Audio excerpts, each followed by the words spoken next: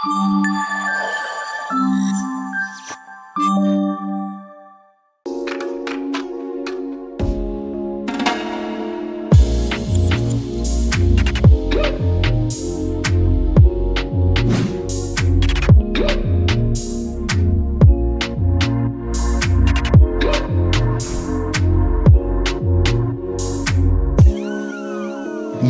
ಚಾರು.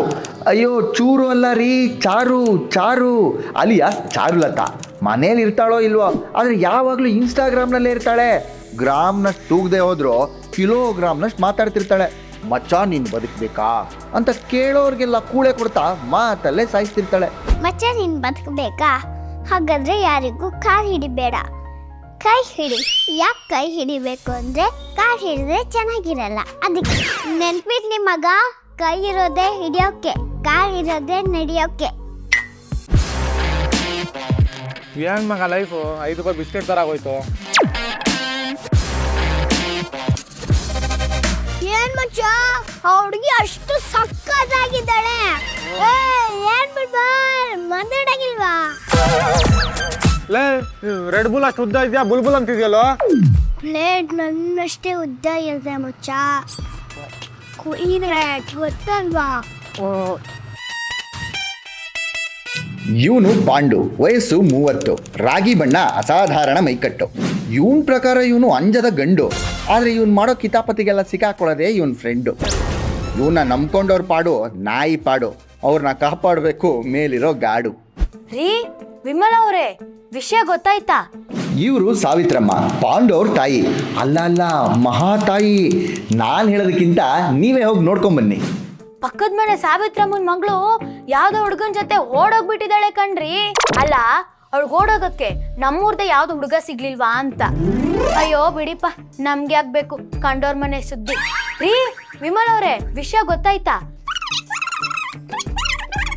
ಅಯ್ಯೋ ಬಿಡಿಪ್ಪ, ನಮ್ಗೆ ಆಗ್ಬೇಕು ಕಂಡೋರ್ ಮನೆ ಸುದ್ದಿ. ರೀ 1 ನಿಮಿಷ, ಸುಮಿತ್ರಪ್ಪನವ್ರು ಫೋನ್ ಮಾಡ್ತಿದ್ದಾರೆ, ನಾನು ಆಮೇಲೆ ಫೋನ್ ಮಾಡ್ತೀನಿ. ಹಲೋ ಸುಮಿತ್ರಾ ಅವ್ರೆ, ವಿಷಯ ಗೊತ್ತಾಯ್ತಾ? ನೋಡಿದ್ರಲ್ಲ, ಕಂಡೋರ್ ವಿಚಾರ ನಮ್ಗೆ ಯಾಕೆ ಅಂತ ಕಂಡೋರ್ ವಿಚಾರನ ಕಂಡವ್ರ ಹತ್ರ ಕಂಡಲ್ಲಿ ಹೇಳ್ತಾ ಇರ್ತಾರೆ. ಅಂದ್ಹಾಗೆ ನಿಮ್ಮನೇನು ಈ ಥರ ಕಂಡೋರ್ ವಿಚಾರ ಮಾತಾಡೋರು ಇದ್ದಾರಾ? ಬೇಡ ಬಿಡಿ, ನಮಗೆ ಯಾಕೆ. ರೀ ಸರಿ ಸರಿ ಆಯ್ತು.